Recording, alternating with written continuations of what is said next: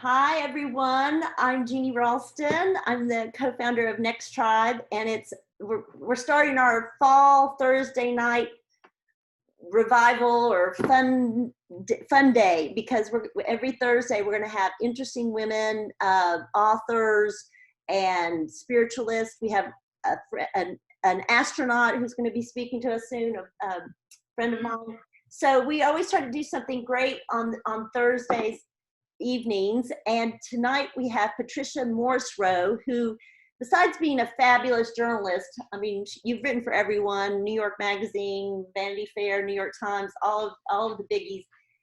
You've written a lot of books, and you're very well known for writing the Robert Mapplethorpe biography, and so there's stories there we could talk about, but also you wrote a memoir about insomnia and shoes. So there's so much that we could talk about with Patricia, but what we're going to talk about tonight mostly is her new book called The Woman in the Moonlight, and it's a fascinating story because it's history about Beethoven during his time and the woman who he dedicated his Moonlight Sonata to. And a lot of you know Moonlight Sonata. It's one of the most famous compositions in classical music. And he actually dedicated it to a woman, and Patricia found out all about this woman as much as she could, and then she wove a story that's just, it's really rich. And I like to say, I was telling her that it has so much. It has history, it has the music, it has a romance, it has intrigue. So it's got all these layers to it. And so welcome, Patricia. Thank you very much for having me. Thank you. I'm excited. We're honored. So what we're going to do, how we're going to do this is Patricia's going to read a little bit from her book, and then we're going to talk a little bit. But I'm going to, later on, I'll open up for questions. And for that, I'd love for you to be writing any questions you have in the chat. And that way we can, when it's time for the questions, I can just call on you to mute yourself. Unmute yourself, and then you can ask directly. So Patricia, would you do us a favor of reading a little bit from your book? I will. I'm reading the beginning of the book, Vienna, 1799. His hands terrified me. They were strong and muscular, broad at the fingertips, and flecked with coarse black hair. As he played a fantasia, an improvised piece that reflected his mood and imagination, he pummeled the keyboard with a bestial force that made the instrument tremble. Sliding a hand up and down 2 octaves, he delivered the equivalent of a double slap. My cheeks stung in sympathy. He scowled and grunted, the shadow of a beard eclipsing the lower part of his face. Was the great Ludwig von Beethoven turning into a werewolf?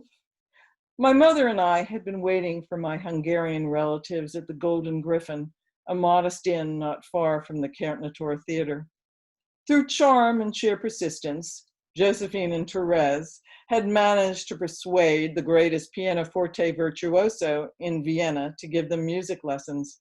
Aunt Anna had even rented a Walter pianoforte, which barely fit through the door, receiving numerous scrapes and an ugly abrasion that ran down its leg like a knife wound.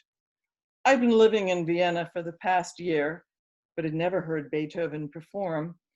With my relative's tardiness and Beethoven's unwillingness to converse, I'd asked if he'd play a little something for us.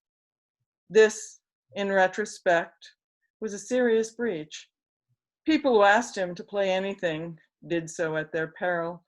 Beneath a vaulted ceiling with hunting trophies on the wall, he unleashed the musical equivalent of rage, teasing us with multiple climaxes and playing louder and faster until I feared my heart would burst. The pianoforte groaned and swayed.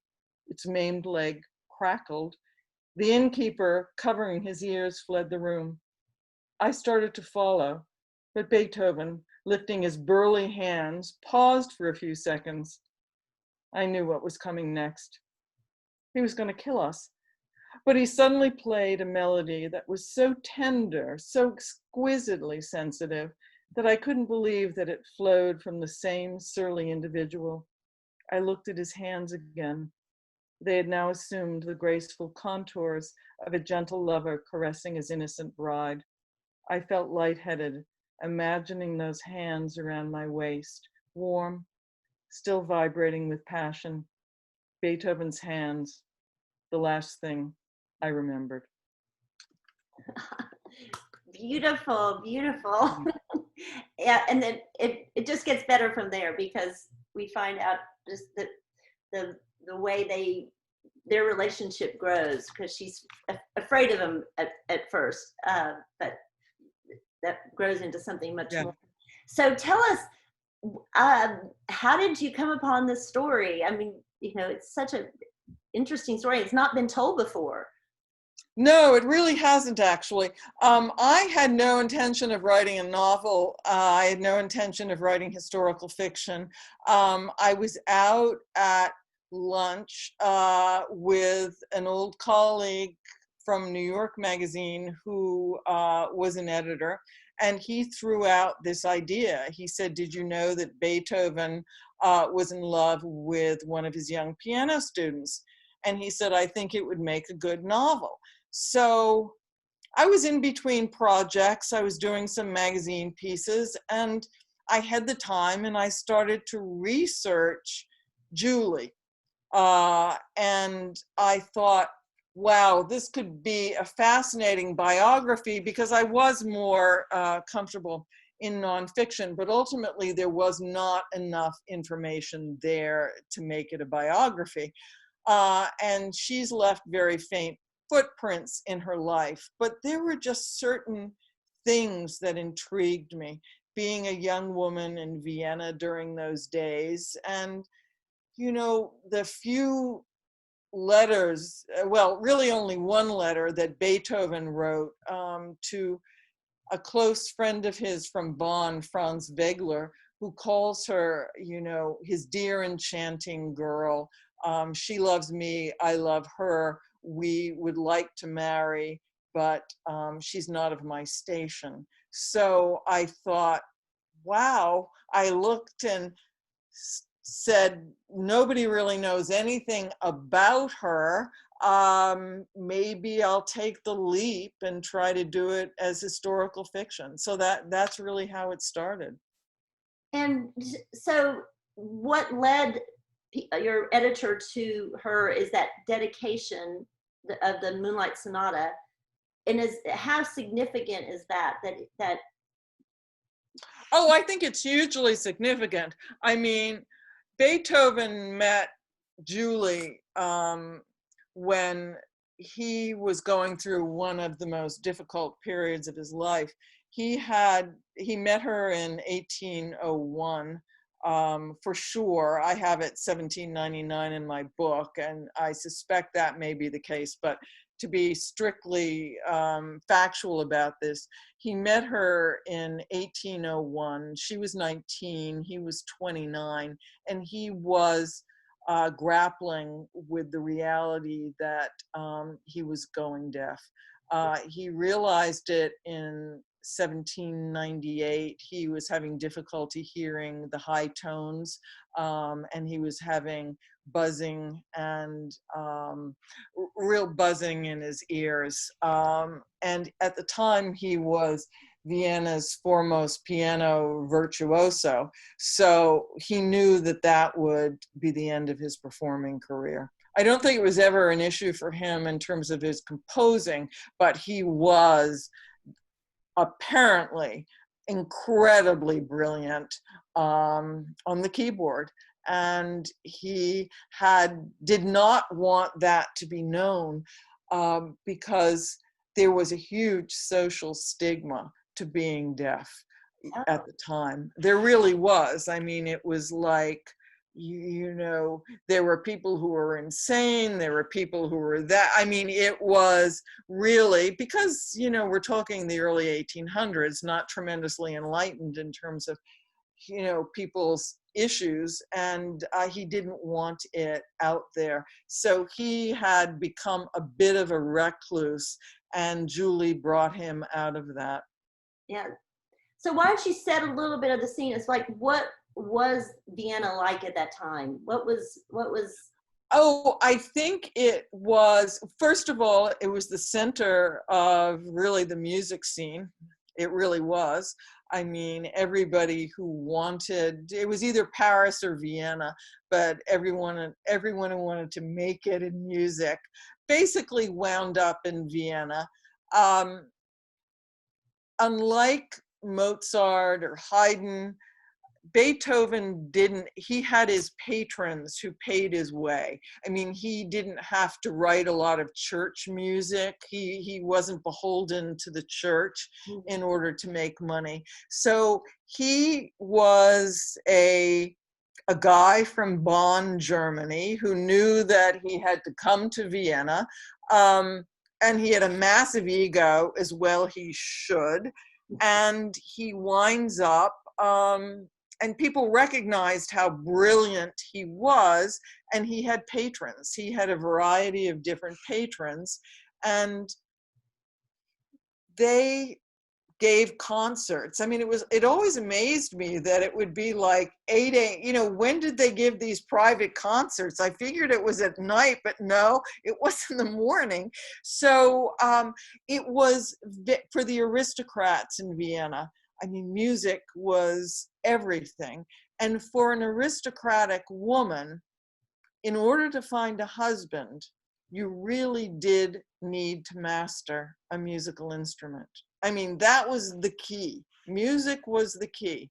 And it had to be the right musical instrument. It couldn't be the violin, which you squeezed between your legs, or the cello rather, because you squeezed in between your legs, because that was, whoa, you know, a bit of a slut.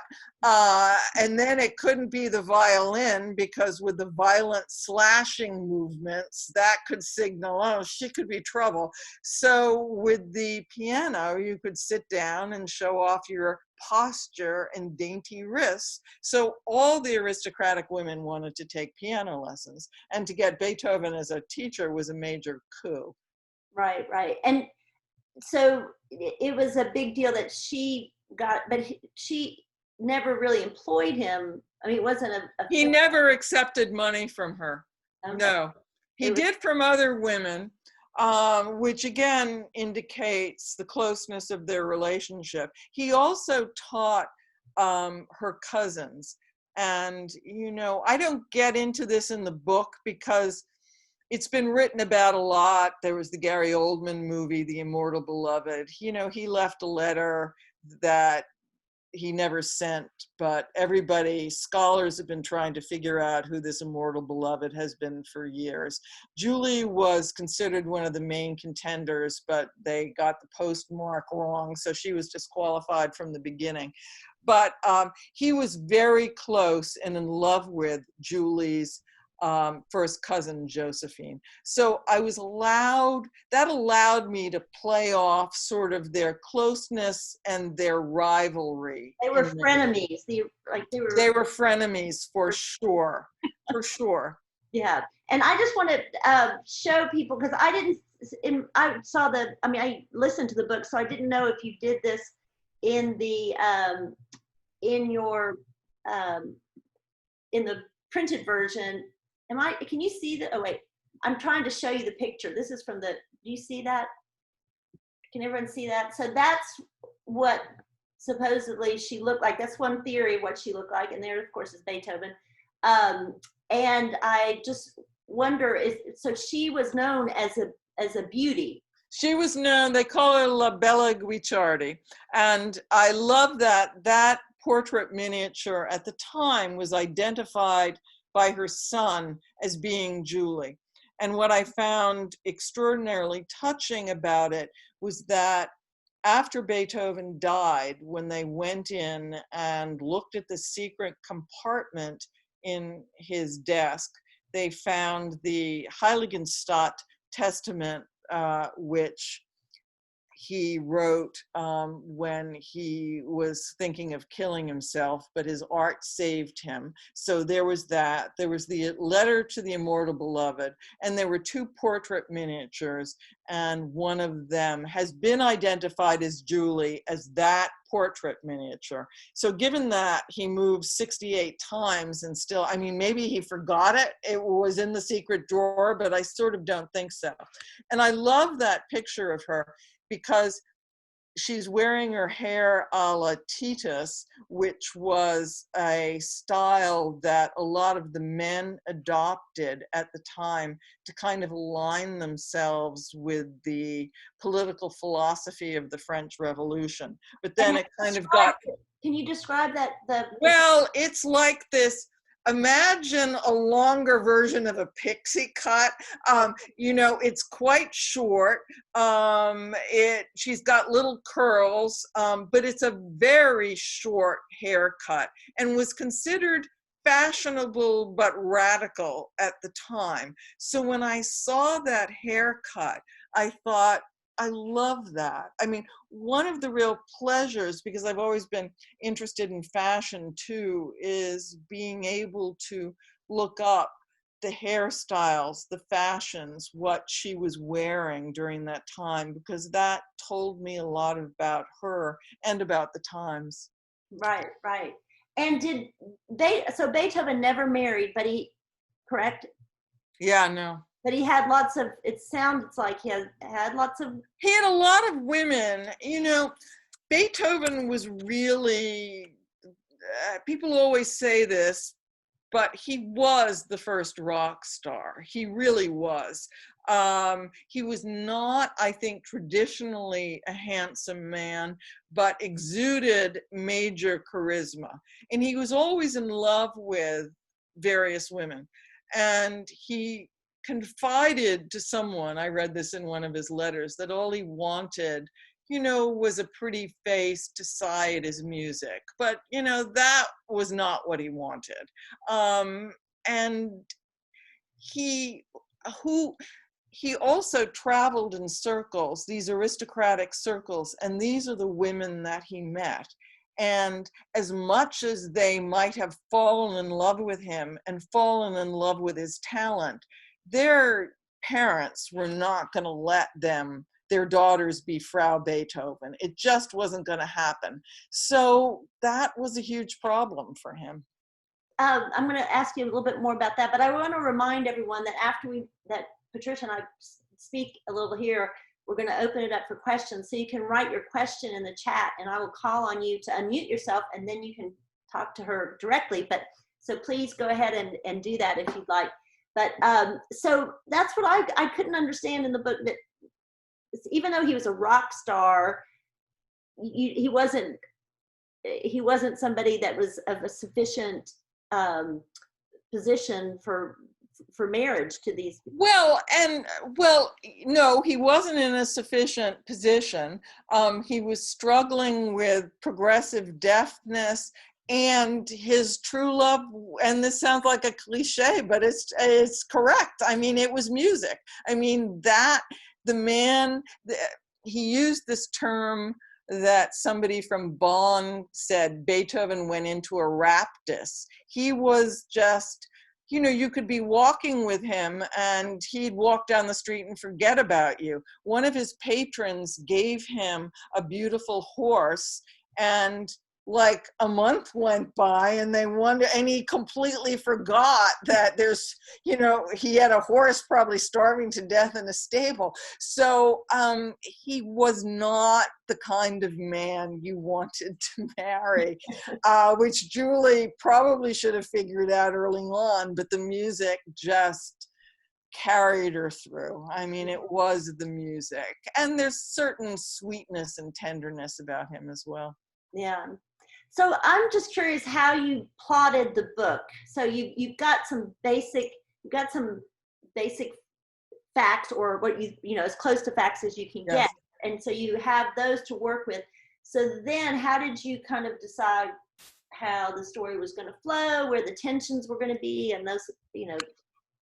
I wish I could be more, you know, because I've never written fiction before, but I had written a biography, and because I have so many years in journalism, I wanted to make sure that everything about Beethoven was as correct as I could make it. So I used that through line, Beethoven's biography. So I followed that and then never wrote an outline other than that. And I think one of the gratifying things of doing this, which has never happened before, because if you write a biography, you know what's going to happen. I left myself open for surprises. And that was the amazing thing, that people would walk in the door and it was like, oh, that's why I had written so much about that. Things happened. 3 or 4 major plot points happened and I didn't know it until I wrote it. That's fabulous. As a writer, But I had the Beethoven chronology that, you know, it was kind of the tree that I was able to hang the ornaments on. Right. That's great. I love that freedom, especially for a journalist. It doesn't happen, does it? No. Unless you work for certain publications, I guess. Yes, yeah. But so tell us. We were talking a little bit about this beforehand, but I was kind of surprised at the sex, and not that this is it's not like there's graphic or description of sex, you know, it's not, but there the references to the kind of sex that seemed accepted at the time. I think this went on a lot, as we see from the novel and the play Les Liaisons Dangereuses. I think that was the way they lived. I mean, I know, because I read diaries at the time. And if you think about it, the aristocratic women were married off to men. Maybe they were lucky to be semi-attracted to, but for the most part, they were sold into marriage in order to get property. I mean, think of Marie Antoinette, and then they were sold to get property and money. So they really didn't love their husbands, and it was perfectly fine for the husbands to have not only 1 or 2 or 3 mistresses. And the women of the time had lovers because the men did that. And it really surprised me, because really after doing Mapplethorpe, I was not necessarily looking for this, but it was so prevalent, one couldn't ignore it. And it's funny because I did a piece that was in the Times a week ago about George Bridgetower, who was the Black violinist that Beethoven originally dedicated the Kreutzer Sonata to. And I was doing research on him, and I read that, you know, his father was a page at the court of Nicholas Esterhazy. And then they said Esterhazy, a great lover of music who kept his own brothel in Vienna. And it was like, okay, yeah. That surprised me, but perhaps it shouldn't. And, you know, my specialty is not the 18th century, but yeah. I think that will surprise a lot of people, and not in a bad way. It's just like, oh, okay, that's how they did it. It surprised me. Yeah. And then there was that relationship that you had with Julie and Joachim Murat. Oh, yeah. Joachim Murat. And that's what was interesting. That's true. That actually they did have some kind of connection. That part. Well, they did, and this was because sometimes you get so crazed in terms of researching. I found a French book, 1927. I did read it in translation, but there was a small footnote that said, Julie, she married somebody named Robert von Gallenberg, forever known as the modestly talented Robert Gallenberg. But it said Countess Julie Gallenberg was a spy for the Maras during the Congress of Vienna. And the Congress of Vienna was sort of a major party, but a major political gathering to reapportion Europe after Napoleon's defeat. So yes, that is accurate. I mean, that's all I knew, but I was able then, because Julie goes off to Naples for a while, and I thought, oh God, she's not going to be around Beethoven. How am I going to fill in this story? And then I found that. And then Marat was married to Caroline Bonaparte, Napoleon's youngest sister. So that pair, he was the dandy king. I mean, if ever anybody's been to the Louvre, you will see his picture with the flowing curls. He designed his own costumes. I mean, to me, the wonderful thing about doing this book is that you encountered so many people that you could spin off into books. They were, and I'm sure many people have, but they were pretty extraordinary. Yes, he did sound, the way you talked about his hair and the setting of his hair and all that was pretty. And the fact that his valet finger curled his hair and yet he was one of Napoleon's bravest cavalry officers. So the guy was, you know, and then ultimately he wounds up being killed by a shooting squad, firing squad. So, but yeah, he was the dandy king of Naples. Well, I want to see who wanted to ask some questions here. I know that Fran has a question. Carpentier, do you want to unmute yourself, Fran? Oh, and I just want to say, I'm right in front of my computer, and I don't know why I always look like I'm looking to the left. I don't understand what's going on. But so, Pat, you've always been one of my favorite journalists, as has Jeannie. But I wanted to know, so Julie is a real person, right? Yes. But obviously you're going to fictionalize it a bit because it is a novel. And I was just wondering, at any point did you find yourself like fighting with yourself, like not to kind of fall into like stereotypes, like, you know, you're creating this persona of a privileged woman. And I just keep thinking of like, I would have been thinking of like all the Masterpiece Theater women I've seen, you know, for the last 2 decades. Like, was that ever a challenge for you?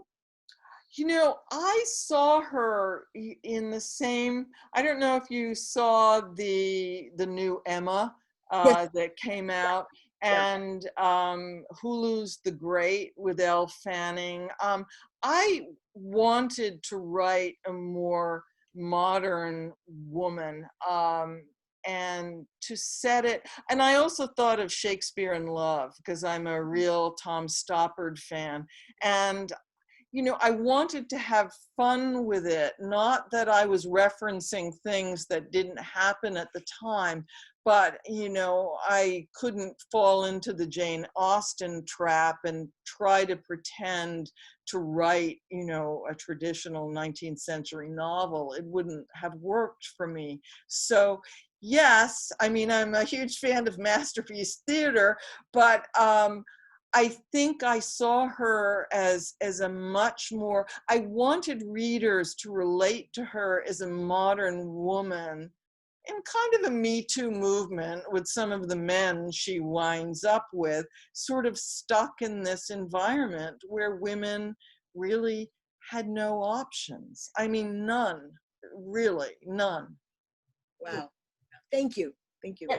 Yes, thank you, Fran. So she had to do what her parents wanted her to do.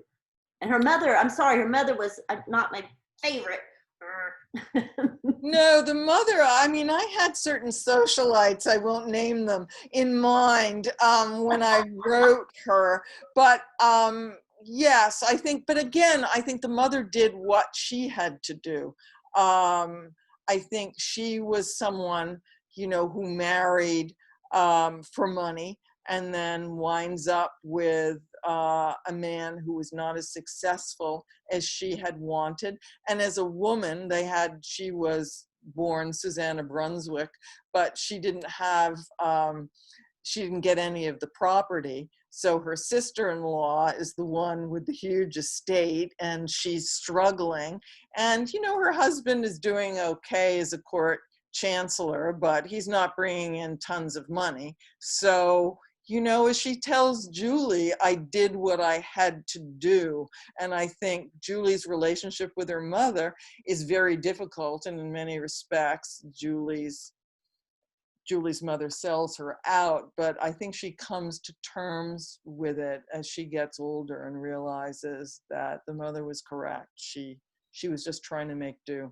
And yeah, so it's a case of ambitious women. They don't have a channel for it, so they kind of push their daughters or their husbands or their lovers or whatever. So it came through of like the frustration that for those times. Yeah, and that's why I also wanted to give Julie a daughter, so Julie could then see what was going on through the daughter's eyes. Yeah. So it really, to me, was a woman's story of how do you survive and what is it like to be in love with a genius. I mean, and I really, in many ways, totally fell in love with Beethoven while I was doing the book. I mean, I was bereft when he died, and he does die because clearly he's not alive now. Spoiler alert.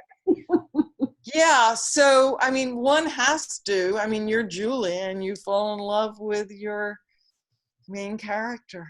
And he's very well drawn. I mean, I have to say, it's just, you know, and he is. Thank you. Lovable. He is lovable, and you know, he's grumpy and he's all that. But you just, you know, he comes alive really for me. You see it very much in his letters. Beethoven reveals himself.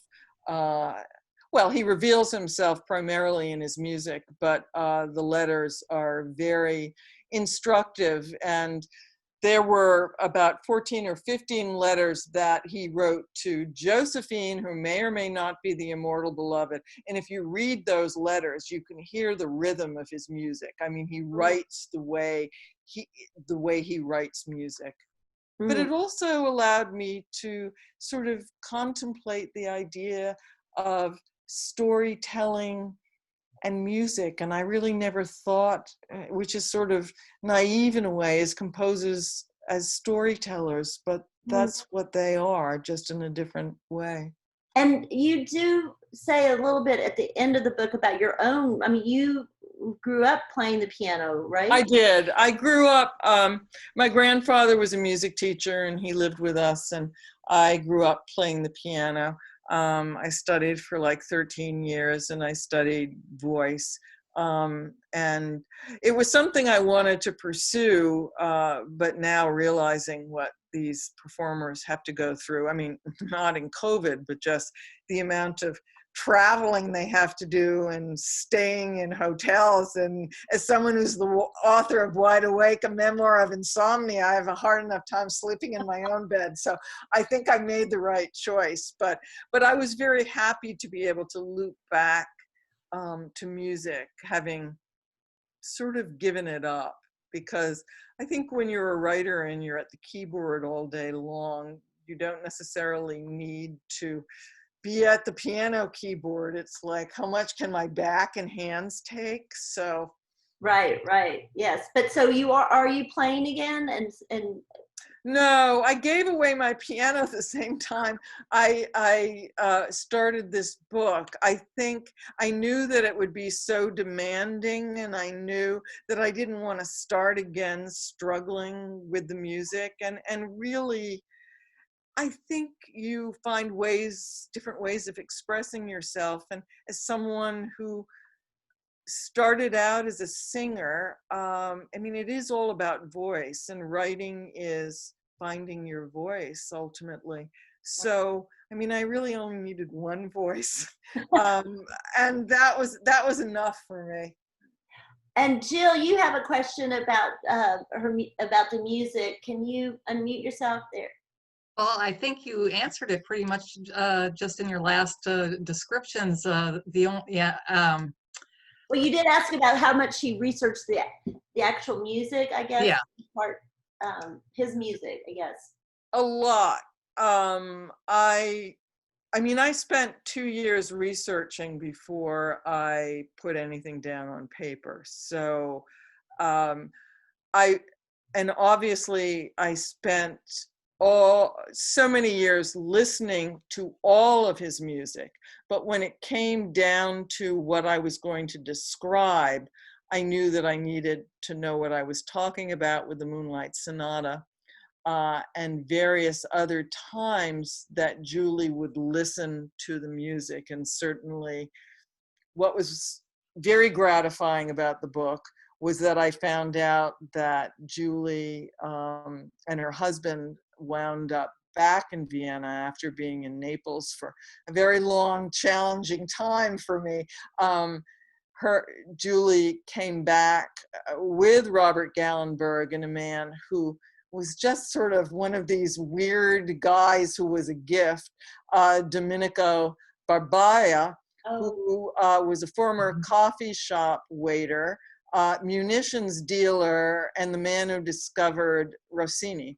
And he took over the Theater San Carlo, where Rossini was, and then Rossini, they all came to Vienna because in 1821, German opera had fallen out of fashion. It was all Rossini. I mean, you read the accounts, there was a major Rossini craze. So there was Barbaia, who also happened to have invented the drink that we know of as cappuccino. And I thought when I read that, I said, that is so ridiculous. That can't be true. And my husband and I took a trip to Naples. And when we got the Italian tour of the Theater San Carlo, the guide said, and yes, he discovered the cappuccino. So, so when it came down to everything coming together for the Ninth Symphony, obviously, I read a lot about that because I wanted to be able to describe it as accurately as I could. And also the theater, you know, you're looking at pictures of the theater back then, and you just want to make sure that the aristocrats are seated in the right spot and you don't have them in the front row. So, yeah. Well, Exciting. Yeah, it is that you found so many great characters.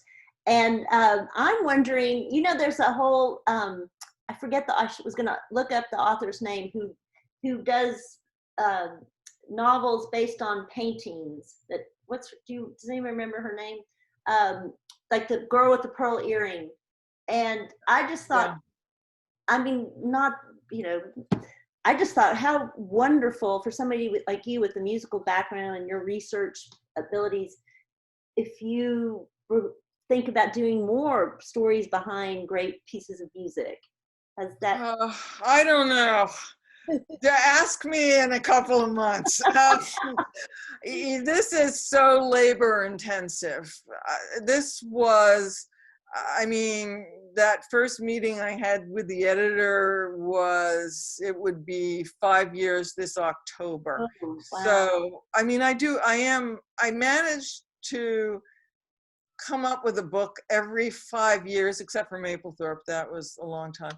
But I'm a slow writer. I don't know. The answer is I don't know. And I think Fran had a question. I'm going to just ask it for you, Fran, about a possible movie. Yes. Is there? I do have some interest, and I'm keeping my fingers crossed, but I did see it, and because I think the environment and the scenes are so incredibly rich. They're probably expensive to produce, but there's one scene where Julie and the one man she's in love with, they're at the Palais Razumovsky, and it's New Year's at the end of the middle of the Congress of Vienna, and it's New Year's Eve, and the entire palace burns down, and he has one of the major art collections, book collections. So writing that was really thrilling, horrible for them, but really thrilling for me. And, you know, the idea that Josephine, her cousin, married a man that owned Vienna's largest tourist attraction, and it was a wax museum and a cabinet of curiosities. And she lived in an 88-room palace, and this was downstairs. And I thought, and then when I read the descriptions of the wax figures, and it was to me very, very rich. And I think as a journalist, you're used to listening to people talk and listening to, recording their quotes. So dialogue did come easy to me, and I saw it in a very visual way. Yes, you can tell, but there's so many other senses too, because you are talking about music, and I think Yeah. Glynis had a question. Glynis O'Connor, do you want to unmute yourself? You had a question. Hi. So, well, I thought so many of the moments, so many of the scenes, what Julie deals with at that time, can you imagine what she would have accomplished in nowadays? Can you imagine the gumption, the pragmatism, how she managed to hold everything together and balance all of that stuff? Anyway, but my specific question is, when you're writing the music, when you were writing how the music came up, with the descriptions of the music, did you find that easier because it was music, because the music was in your head? Did you find it easier to write or more harder? More difficult.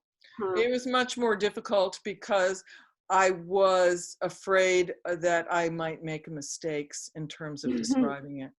And I hoped that people who would read the book would know something, that there would be people who would really know Beethoven, and I just didn't want to screw it up. So that was the most challenging thing for me, to be able to get it correct, first of all, but then to be able to write it in a natural way that it seemed to come out of Julie's observations. We know that Julie was musical.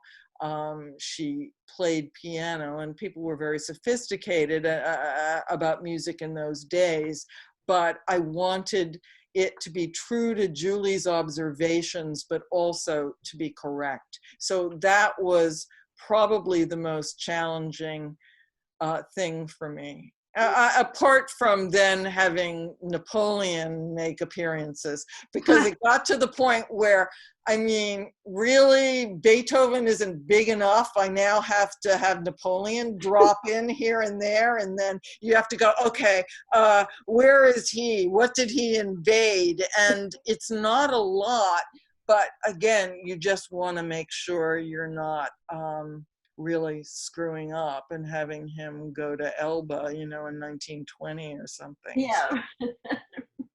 And what about, I can't remember now, but did Beethoven respect Rossini? Were they? Well, Beethoven, no, I think, the story is that Rossini went to visit Beethoven. And Beethoven, because Rossini did many different operas, but he was mostly known for Barber of Seville.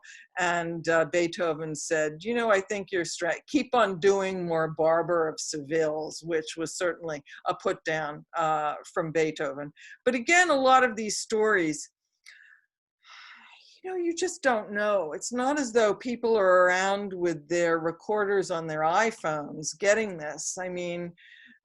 It's coming down third and fourth hand. So I think he was very jealous. I think that to be Beethoven and to be struggling with hearing loss and writing the kind of major things he's writing, and have Rossini take over, and not only that, but to have the husband of the woman you'd been in love with take over the theater where they're showing Rossini, where Rossini is there. He couldn't have been thrilled, and he was a crotchety, difficult guy to begin with. So I suspect there wasn't a lot of love lost there. Rossini loved meeting him, but was felt so sad that he lived the way he lived, in such really titanic disorderliness. But So that was Beethoven. And that part, when you say lived the way he lived, you describe his house and his everything is just a mess. I mean, he had a hard time with the daily part of life. He did. I mean, he loved his nature walks. He took his walks. He was a very healthy guy. But the descriptions of his apartment are like mind-blowing. And given that he moved 68 times, now it's a little misleading in that the aristocrats and the musicians moved out of Vienna they left in May and then they came back around September or so. And they usually went to the spas. And that to me, because I did some travel writing, and that to me, although no one ever sent me to a spa, but I got to go to two in this book. And, the idea that Beethoven would be off in Baden to take the waters.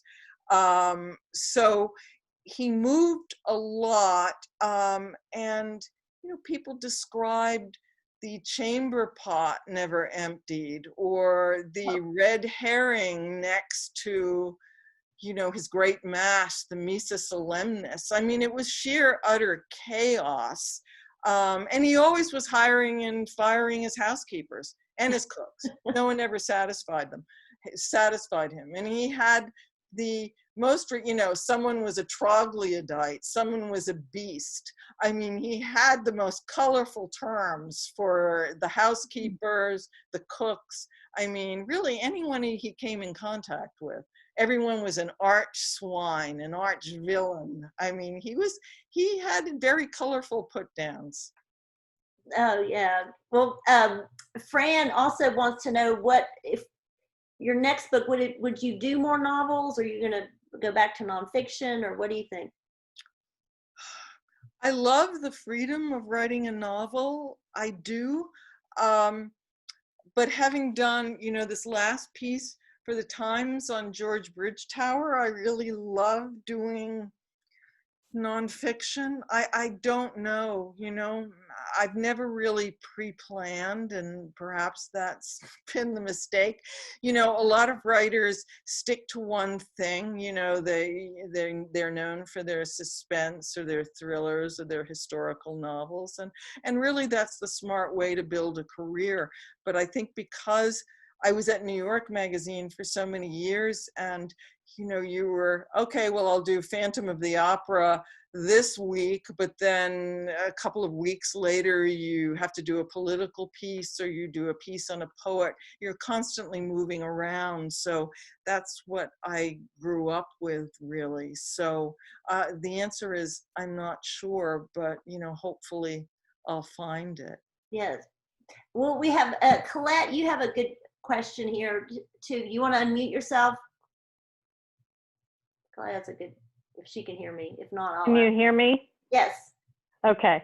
Yeah, I was wondering how you learned about the medical treatments that you described in the book, like that birch treatment.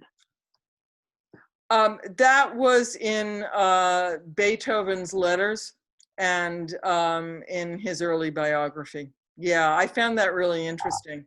So yes, that he'd written that he wrote about that, that it was a way to take the Daphne bark, which was toxic, and they strapped it around his arms, and it caused blisters.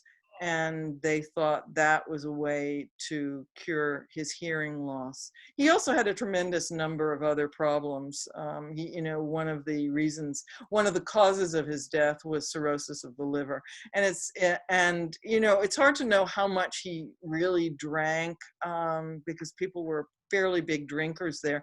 But there was also lead poisoning, because there was a tremendous amount of lead in the plates and the goblets and in the wine. So but yes, that came straight from Beethoven, the Daphne bark. That is so interesting. And what do they know what caused his deafness? I mean, just listening to the No, they don't. I mean, again, his death was, they have down pancreatitis. At first they thought it was syphilis, but when they analyzed his hair, there was no trace of mercury, and that was one of the antidotes they used to try to cure syphilis in those days. So I think it was a combination. He definitely, you know, the year before he died, people talked about the seeing the yellowing of the eyeballs and his skin, which definitely is indicative of cirrhosis. But he had major stomach issues his entire life. And he complained about them incessantly, where it's very interesting in his letters, he really does not complain about his deafness. And you'd think he'd be saying, oh my God, I'm writing the Ninth Symphony and I'm not hearing that well, but he doesn't. I think he had so many years of being able to hear that the composing, I won't say it came easily for him, but it wasn't anything I think that he thought of as a major loss, the way he did losing his performing career. Mm. And do you think that Julieta and he should have ended up together? Would they have, do you ever think, oh, I wish they could have, or they would have been a match, or? No, I gave her the happiest ending I could. No, I think you could not be with someone like Beethoven. I mean, you could be with him as much as Julie could be, and I think that was so incredibly, it's interesting because in some of the reviews I've gotten, it's like, I want to slap her, wake up, you know, he's never going to marry you or something. And I don't think that was ever the point. I think we see that she transitions and recognizes that the girlish love she had for this rock star figure matured into something else. I think she cared for him, and even in a motherly way, but I think they were deep, deep friends ultimately, and I think it was incredibly rewarding for her and for him. Yeah. Oh, that's beautiful. Do you have a little something to read before we, or anything else, or Yeah, I do. We'll go out with that, and because it's, and I really do thank everybody for coming, and I encourage you to get the book. Here, I do have it right here. Oh, God. There it is, right here. It's beautiful. Oops. Beautiful book, all the way down. Let me just set this up. Julie is at a ball at Beethoven's patron's palace, and it's ladies' choice, and she asks him to dance, and he is notoriously a terrible dancer. So during my next lesson, Beethoven was cold to me. I knew he was embarrassed, and I wanted to ease his concerns. I don't much care for dancing myself, I said. Then it's lucky I'm not giving dancing lessons, he replied sharply. Now, shall we begin where we left off, at the pianoforte? I'd been lax with my practicing, but after some warm-up scales, I began playing a Clementi sonata, but kept hitting wrong notes. No, no, no, he shouted. You were playing like a child, an untalented one at that. You don't have a feel for the music today. You're right, I'm upset. I don't think I can continue to teach you. You are an impossible girl. He tossed the sheet music on the floor, toppled a chair, and then threw a pair of candlesticks at the wall. Moving over to his desk, he sent papers and letters flying before pounding his fists against a nearby windowsill. Stop, I cried. Your hands. Don't injure your hands. My hands, he sneered. You're worried about my hands? Please tell me what's wrong. I'm sorry for hurting you. I didn't mean it. I will never do it again. Please, leave, he shouted. Go out and go. You are stupid and shallow like all the others. I'm not like all the others, and I'm not leaving. What is wrong? Wrong? You want to know what's wrong? Then I will tell you. I'm going deaf. Beethoven, the musical genius, is losing his hearing. Mm. Mm. Beautiful. I'm gonna unmute everyone so we can clap and thank her. And yeah, I'm unmuting everybody so we can say thank you very much. Oh, thank you for listening. It Thanks. was fascinating, and I encourage everyone to get the book. And we'll be doing more wonderful interviews on Thursday evenings. But you started us out perfectly for the fall. And Oh, this is great. Thank you so much. all right, Thanks. thank you everyone for coming, and we'll see you again. Very Thanks. interesting. Bye-bye. Thank you. Bye-bye.